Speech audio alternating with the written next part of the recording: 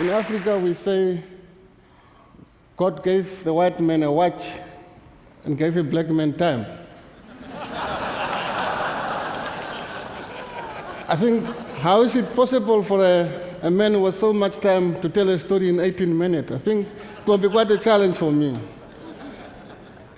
Most African stories these days, they talk about famine, HIV and AIDS, poverty, or war. But my story that I would like to share with you today is the one about success. It is about a country in the southwest of Africa called Namibia. Namibia has got 2.1 million people, but it is only twice the size of California.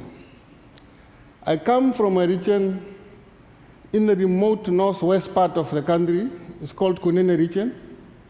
And in the center of Kunene region is the village of Sesfontein. This is where I was born. This is where I'm coming from. Most people that are following the story of Angelina Jolie and Brad Pitt will know where Namibia is. They love Namibia for its beautiful dunes that are even taller than the Empire State Buildings. Wind and time have twisted our landscape in a very strange shapes, and these shapes are speckled with wildlife that has become so adapted to this harsh and strange land. I'm a Himba. As I'm standing, you might wonder, why are you wearing these Western clothes? I'm a Himba, a Namibian. The Himba is one of the 29 ethnic groups in Namibia. We live a very traditional lifestyle. I grew up herding, looking after our livestock, goat, sheep, and cattle. And one day, my father actually took me into the bush. He said, "John, I want you to become a good herder. Boy, if you are looking after our livestock and you see a cheetah eating our goat, cheetah is very nervous. Just walk up to it, and smack it at the backside. And he will let go of the goat and run off." But then he said, "Boy, if you run into a lion, hey, don't move. Don't move. Stand your ground. Puff up. Just look it in the eye, and it may not want to fight you."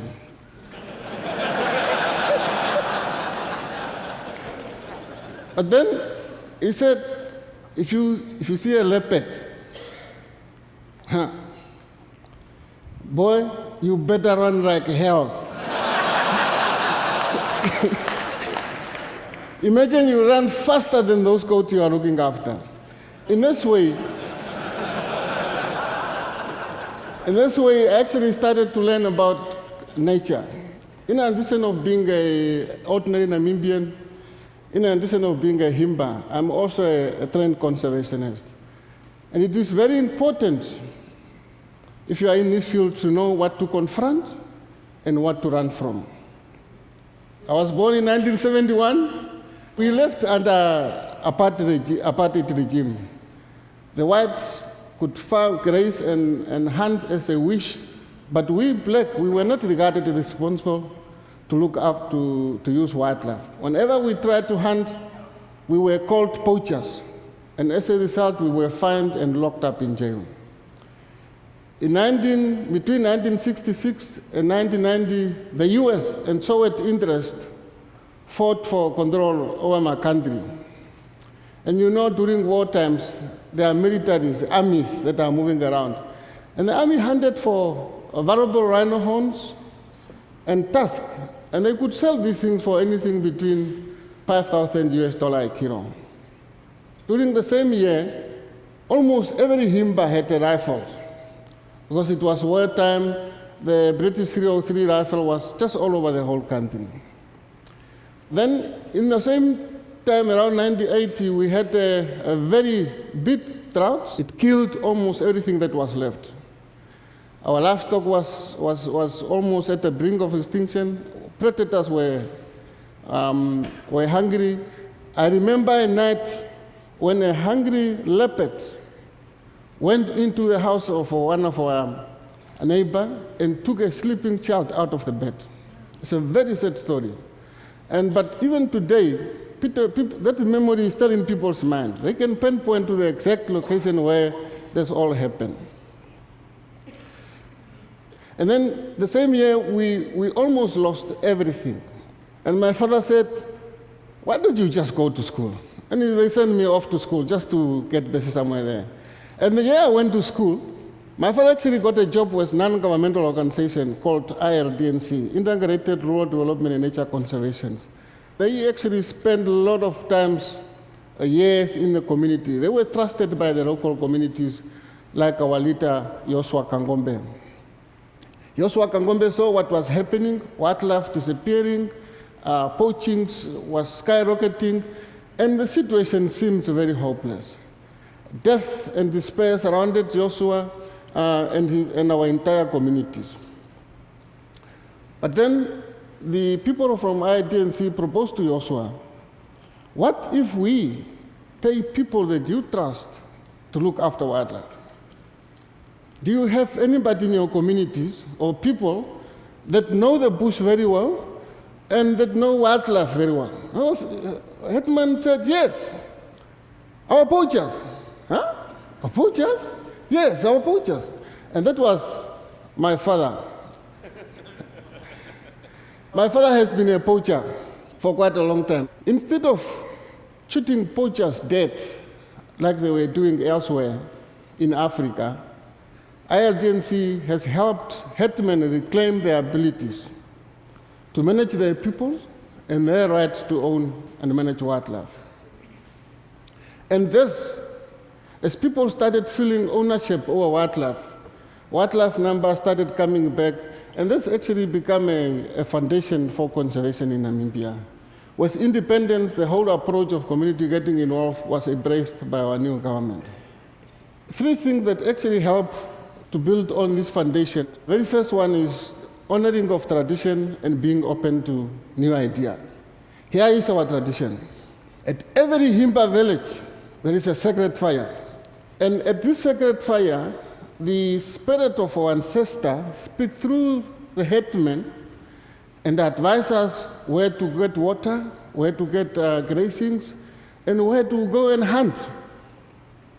And I think this is the best way of regulating ourselves on the environment. And here's the new ideas. Translocating rhinos using helicopters, I think it's much easier than talking through a spirit that you can't see, isn't it? And these things we were taught by an outsider. We learned these things from outsider. We needed new boundaries to describe our traditional lands. We needed to learn more things like GPS, just to see whether can GPS really reflect the true reflection of the land, or is it just things that are made somewhere in the West. And we really wanted to see whether we can match our ancestral map with digital maps made somewhere in the world. And through this, we actually started realizing our dreams, and we maintained honoring our traditions, but we were still open to new ideas. The second element was that we wanted to have a life, a better life where we can benefit through many things. Most poachers, like my father, were people from our own community. They were not people from outside. These were our own people. And sometimes once they were caught, they were treated with respect, brought back into the communities, and they were made part of the bigger dreams. The best one, like my father, I'm not campaigning for my father, they were put in charge to stop others from poaching. And when this thing started going on, we started becoming one community, renewing our connection to nature. And that was a very strong thing in Namibia. The last element that actually helped develop these things was the partnership. Our government has given legal status over our traditional lands.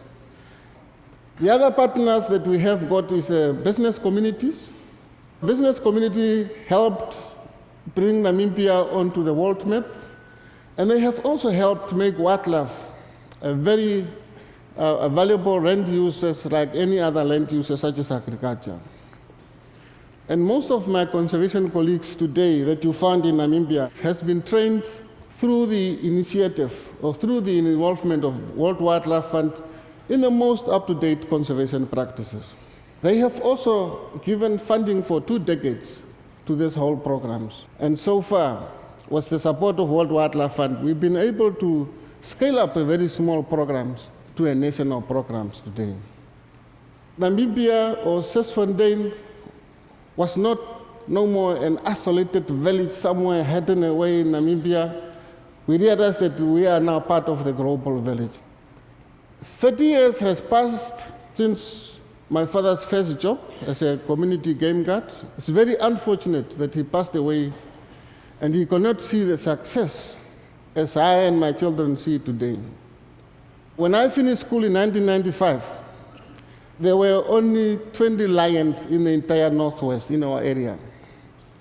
But today, there are more than 130 lions.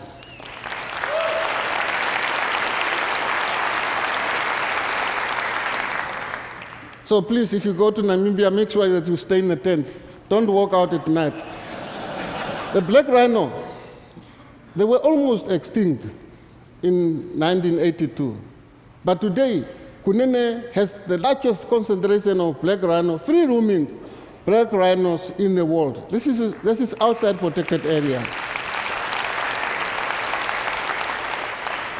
The leopard, they are now in big numbers, but they are now far away from our village because their natural prey has multiplied, like zebras, springboks, and everything. They stay a little bit far away because all these other things have multiplied from less than 1,000 to tens of thousands of animals. And what started as a very small community rangers getting community involved has now grown into something that we call conservancies. Conservancies are legally instituted institution by government, and this is run by the communities themselves for their benefit. Today we have got 60 conservancies that manage and protect over 13 million hectares of land in Namibia. We have already reshaped conservation in the entire country, and nowhere else in the world has community adopted conservation at that scale.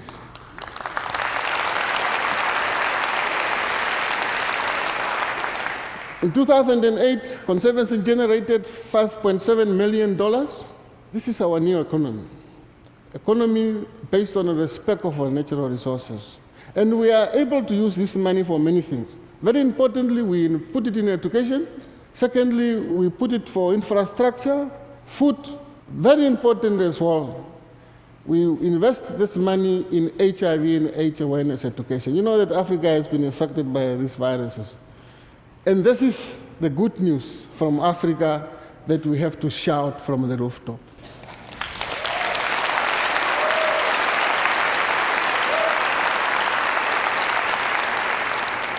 And now, what the world really needs is for you to help me, Ted, to help me and our partners take some of what we have learned in Namibia to other places with similar problems. Places like Mongolia, or even in your own backyards, the northern Great Plains, where buffaloes and other animals have suffered, and many communities are in decline. I like that one. Namibia serving as a model to Africa, and Africa serving as a model to United States.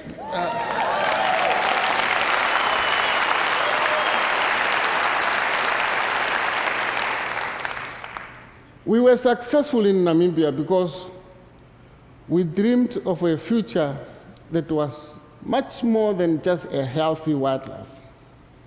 We knew conservation will fail if it doesn't work to improve the life of the local communities. So, come and talk to me about Namibia. And better yet, come to Namibia and see it yourself how we have done it. And please do visit our website to learn more and see how you can help CBNRM in Africa and across the world. Thank you very much.